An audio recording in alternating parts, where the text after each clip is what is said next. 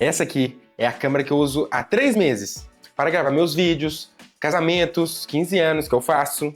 E hoje vou te falar se a ZV-E10 ainda vale a pena em 2026, com todos os prós, contras e para quem ela realmente vai fazer sentido.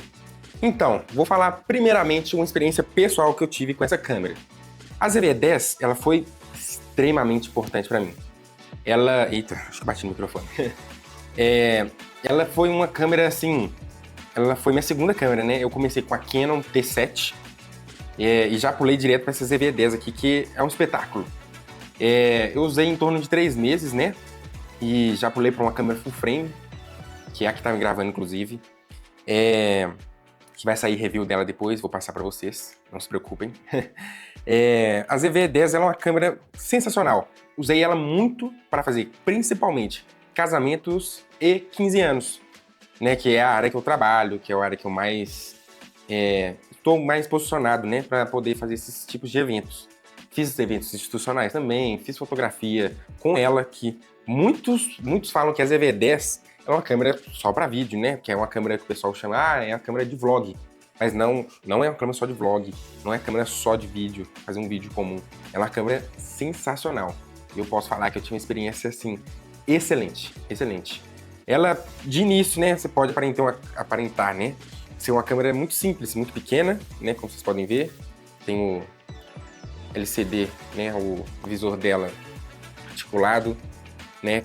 Então, de início ela pode ser uma câmera pequena e tudo mais, não pode parecer uma câmera profissional, mas que sim, o conteúdo que você entrega no final, com um bom tratamento, com uma boa configuração nela, tanto para foto quanto para vídeo, você vai tirar o melhor dessa câmera. Essa câmera simplesmente me abriu portas que eu não imaginaria que eu poderia entrar. De verdade, ela é uma câmera espetacular. Eu usei essa câmera aqui como câmera principal.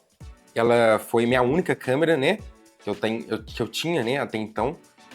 Uma câmera PSC, tudo. Tinha ela, mais a 23mm da Viltrox.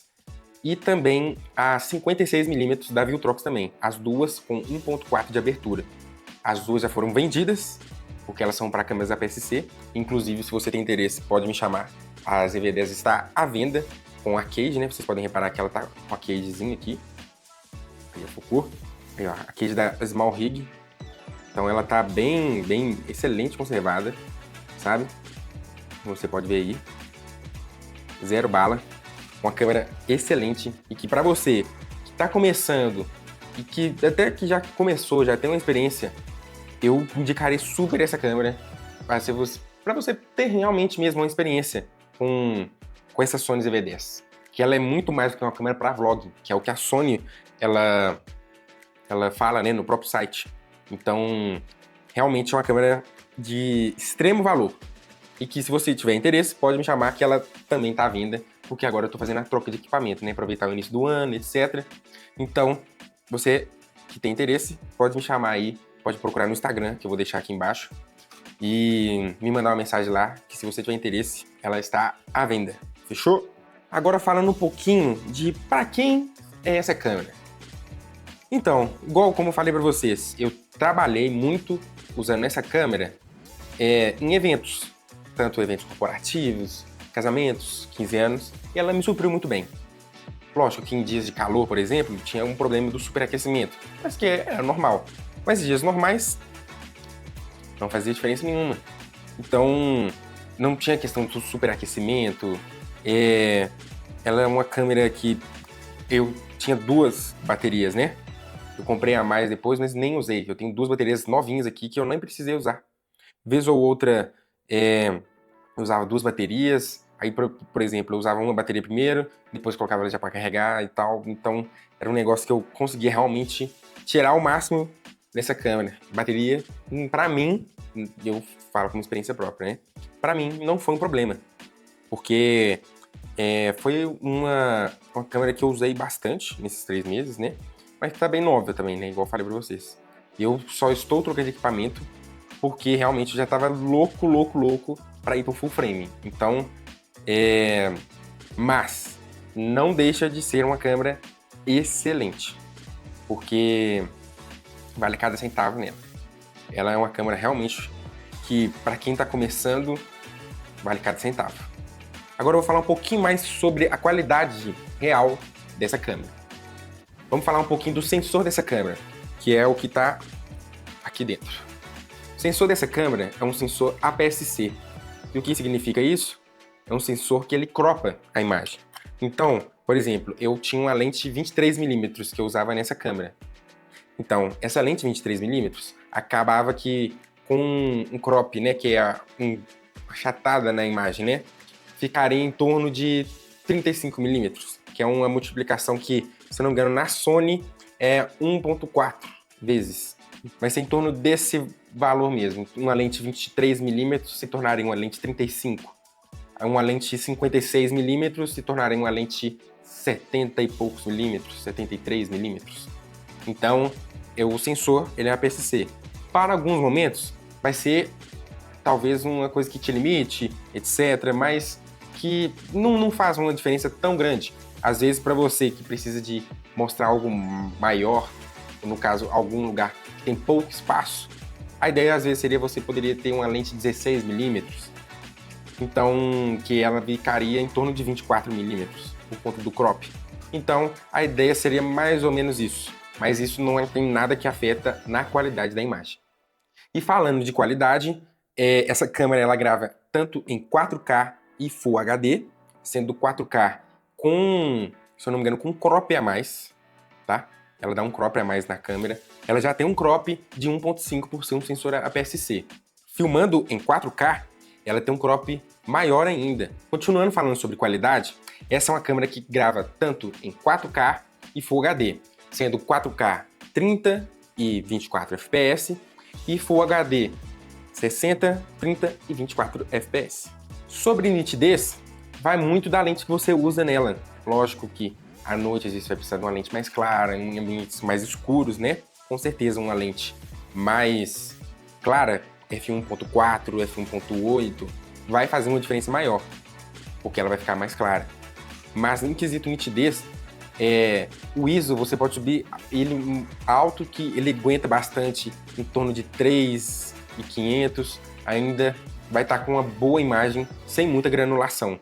Então, é uma câmera que sim, aguenta bastante a questão do ISO, e a questão da nitidez faz com que ela seja uma excelente câmera. Igualmente, a questão do desfoque vai muito da lente que você usa, né? Se você está usando uma lente 1.2, por exemplo, vai ser uma lente que vai ter um desfoque de fundo maravilhoso, vai ter um desfoque muito grande, só que a área de foco vai ser bem menor, por conta da abertura da câmera, entende? Então, vai muito da questão da lente que você usa, além da câmera. Mas como eu falei para vocês, uma excelente opção para essa câmera seria a lente 23mm 1.4 da Viltrox. Além de ser uma lente clara, vai ser uma lente versátil. Você vai usar para muitas coisas, para foto, para vídeo, independente do que você vai fazer. Agora falando um pouco sobre o ponto forte de todas as câmeras da Sony, que é o foco automático. Dentro da câmera, a gente trabalha com um ponto de foco que é o foco no olho. Essa câmera que está me gravando é uma Sony também, vocês não estão reparando, mas ela tem um foco total, ela já segue um quadradinho nos meus olhos. Isso é o quê? É um ponto de foco, a tecnologia que a Sony traz para isso. Tanto que a Sony é famosíssima por conta também desse autofoco de extrema qualidade e que também vem dentro das Sony ZV-10. E isso se encaixa para o foco no rosto, claro, e também facilmente você consegue realmente usar essa câmera para fazer um vlog, para pessoas que saem, fazem viagens, etc. Essa é com certeza uma câmera excelente para você que procura esse tipo de trabalho, por conta do foco automático, que fica mais confiável para você deixar a câmera e simplesmente gravar sozinho. Agora falando um pouco sobre o áudio da câmera, na câmera temos um ponto para entrada de microfone, né? Aqui nessa abinha aqui. Temos também um áudio interno, né? A gravação de áudio interno, e também uma entrada para fone de ouvido para vocês que, né, que às vezes faz cobertura em tempo real, às vezes está fazendo uma entrevista e quer realmente, né, tá ouvindo o retorno do áudio da câmera e etc, que é algo muito bom. Então, para uma câmera tão pequena ter esse tanto, né, de funcionalidade como colocar um fone de ouvido para monitorar o áudio, colocar um microfone, com certeza é uma câmera que dá um passo à frente comparado a outras, ainda mais pelo preço da câmera. Uma das principais vantagens da Sony ZV-10 também se trata do monitor LCD, que é onde ela se sobressai sobre muitas câmeras de entrada, que geralmente tem o monitor que só faz esse movimento de levantar para cima ou para baixo, né, se eu não me engano, e ela pode deixar o visor dela para frente, como ela tá ligada aqui, por exemplo, vocês podem ver. Ela pode virar para trás, deixar desse jeito, ou você pode também fechar e simplesmente deixar ela fechada, como vocês podem ver. Deixando claro também que, por ser uma câmera barata, uma câmera de fácil usabilidade, ela com certeza, para você que é iniciante, vai ser uma câmera excelente para você começar a fazer seus trabalhos. Principalmente se você está no meio corporativo, institucional, casamentos, 15 anos, é sim possível estar começando com essa câmera, que ela tem recursos que câmeras mais profissionais têm para poder estar agregando no seu trabalho. Partindo agora para os pontos negativos da câmera, que nem tudo é perfeito, né, gente? Primeiro ponto, infelizmente, para um corpo tão pequeno como o da ZV-10, não faria sentido também. Eu até entendo a questão da Sony não ter colocado isso, mas é sobre não ter a estabilização no corpo da câmera, principalmente para gravar vídeo, né? Questão de gravar vídeo com a mão. Eu mesmo sou do tipo de pessoa que gosta de gravar os vídeos na mão, né? Segurando a câmera. Passa um aspecto diferente para o vídeo. E a falta de estabilização no corpo da câmera, para mim, faz uma grande diferença. Mas, pelo tamanho do corpo da câmera e pelo preço, dá para entender. Mas não deixa de ser um ponto negativo. Agora, sobre o rolling shutter. Para você que não sabe o que é um rolling shutter, é como a gente vai mexer na câmera para um lado, para o outro, para um lado, para o outro. E você vê uma imagem meio gelatinosa, sabe? Então acaba que isso deixa o vídeo com um aspecto meio diferente.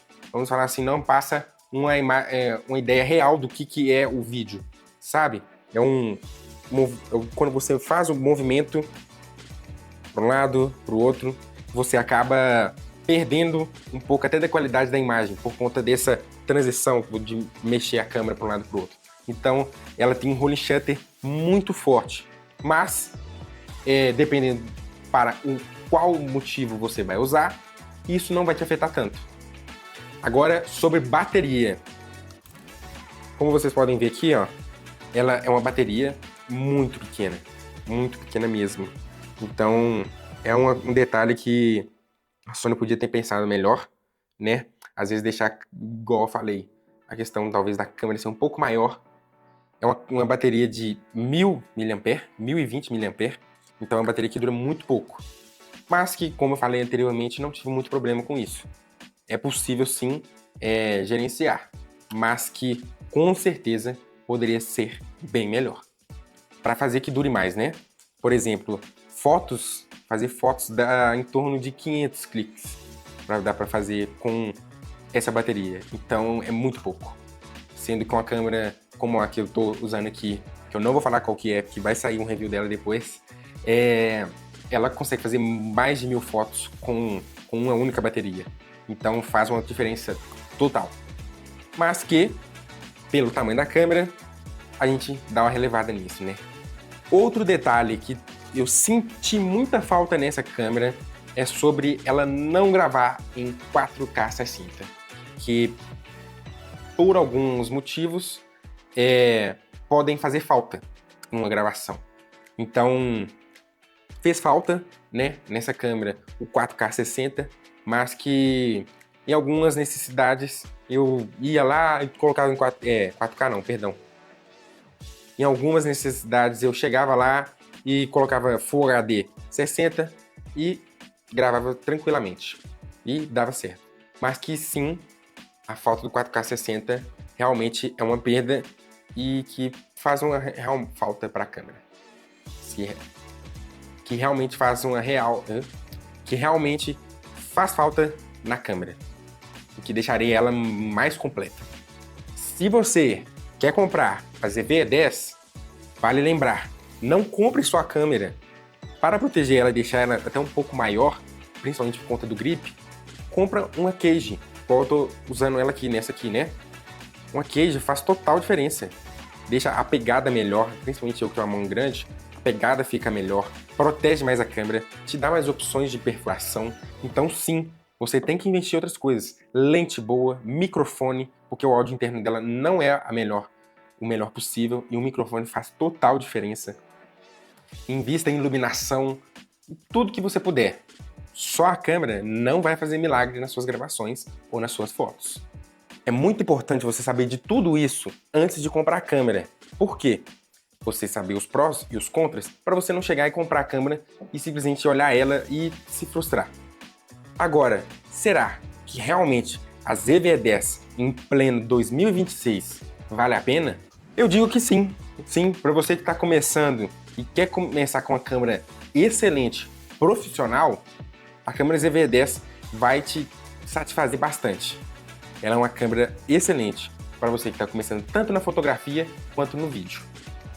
E você, o que você acha sobre a ZV-E10? Vai comprar ela em 2026? Ou você já tem ela e vai vender? Ou você vai começar agora no audiovisual e vai comprar essa câmera? Me conta aqui nos comentários. Se esse vídeo te ajudou, não esquece, deixa o like aqui embaixo, se inscreva no canal. Me conta aqui, você que já tem a ZV-E10, qual foi a sua experiência com ela? Você acha que vale a pena investir no ZV-E10 em 2026? Ou melhor continuar com o celular? Muito obrigado para você que assistiu até aqui e te espero no próximo vídeo.